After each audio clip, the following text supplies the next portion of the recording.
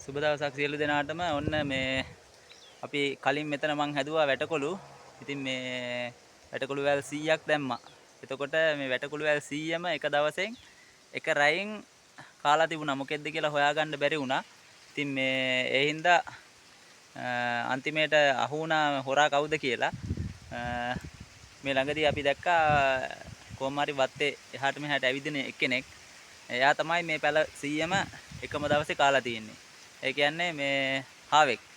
හාව දෙන්නෙක් ඉන්නවා. හාව දෙන්න තමයි මේ ඔක්කොම කාලා තින්නේ. ඒ හින්දා හාවන්ට සහ අපි කාබනිකව කරන හින්දා අපිටත් හොඳ හින්දා අපි දැලක් ගෙනල්ලා ගැහුවා. ඔන්න දැල ගහලා තින්නේ වටේටම. ඉතින් දැන් බය වෙන්න දෙයක් නැහැ. මේ බලන්න මේ අපි මේ පටි ඇදලා ඔක්කොම කරලා තිබුණේ. දැන් වැටකොළු වැල් ඇදිලා සාමාන්‍ය මේ මල් එන්න ඕන කාලේ තමයි තිබුණේ.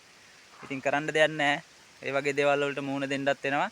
දැන් අපි මේ දැල ගෙනල්ලා ගහලා දැන් අඩි 9ක් විතර වගේ උසට. එතකොට කෘමි හානිත් අපිට අඩුයි අවම කරගන්න පුළුවන්. සාමාන්‍යයෙන් එන්නේ නැති තරම්ම තමයි ඔය බලන්න වටේටම දැල ඇදලා ගහලා තියෙන්නේ. මම මේක හදපු විදිහ වලට පොඩිවට පෙන්නන්නම්. මේ පොල් ගස් වලට තමයි මේක ඇදලා තියෙන්නේ. පොල් ගස් වලට ඇදලා ඉවර වෙලා ඊට පස්සේ යටින් ගල් තියලා තියෙන්නේ. ඉතින් යටින් රිංගලා එන සතෙකුටවත් එන්න බැරි වෙන්න තමයි යට ගල් තියලා හදලා තියෙන්නේ. ඉතින් මේ වගේ ඔයාලා ගෙදර දැන් අපි මේ කණ්ඩ හදාගන්න එක සාමාන්‍යයෙන් හැම භෝගයක්ම වගේ මේ හරියේ හදනවා. දැන් මේ සැරේ තමයි අපි වැටකොළු දැම්මේ. ඉතින් ඒකත් අපිට කරදරයකටපත් වෙච්ච හින්දා දැන් මෙතන අපි හිතාන ඉන්නවා එකම වගාවක් එකම භෝගයක් දාන්න ව්‍යාපාරික වශයෙන් හොඳ භෝගයක් හදන්න කියලා. එතකොට මේ ඔයාලත් මේ වගේ දැන් මේක නම් කෘමි විකාශක දලක්. ඉතින් මේ වගේ දලක් ගන්න බැරි වුණත් දැන් අර වටේට වට කරන්න පුළුවන් රෙදි තියෙනවා. කිලෝ එකක් රුපියල් 800ක් 900ක් වගේ වෙන්නේ. ඒකත් අඩි 8ක් 9ක් උඩට අදින්න පුළුවන්. ඉතින් ඒවයි කිලෝ 2ක් 3ක් ගෙන ආපුවාම මේ වගේ හොඳට ඇදලා හදාගන්න. අර කාබනිකව තමයි කරන්නේ. අපි මේ වගේ දේවල් වැටකොළු හරි කරවිලා වගේ දේවල් කරනවා නම් කාබනික කරන්නේ. මොකද අපි වගේම තවත් පිරිසක් කන පිරිසක් ඉන්නේ.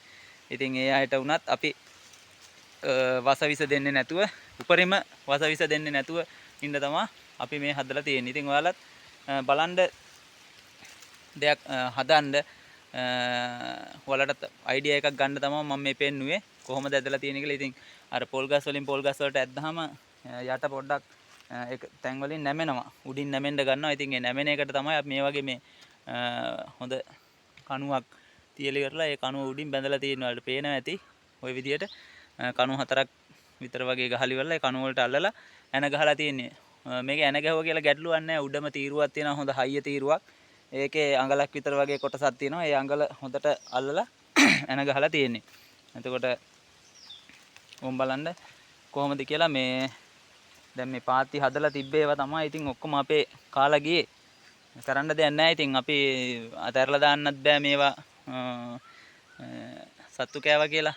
මොකද ඒ සත්තුත් මේ පරිසරයේ ඉන්න ඕනේ උන්. අල්ලලා ඉතින් මේ විනාශ කරලා දානවට වැඩිය අපි අපේ ගොවිතැන පරිස්සම් කරගත්තාම හරි කියලායි මට නම් හිතෙන්නේ. මොකද අලි වගේ සත්තු නෙවෙයි සාම පොඩි සත්තු. ඒ සත්තුත් ඉන්න ඕනේ පරිසරේ. ඉතින් ඒ හින්දා අපි එයාලටත් ඉන්න ඉඩ දීලා අපි අපේ පාඩුවේ අපේ වැඩ ටික කරගෙන යනවා. එයාලා එයාලගේ පාඩුවේ එළියට වෙලා තියෙන දෙයක් වෙන දෙයක් කාලා ඉන්න විදිහට තමයි හදලා තියෙන්නේ. ඉතින් ඔයාලත් මේ වගේ පටන් ගන්න අතාරින්න එපා නිවාඩු දවසේ. හොඳට පටන් අරගෙන මේ වගේ කරගෙන යන්න. සියලු දෙනාටම ජය වේවා සුබ දවසක්.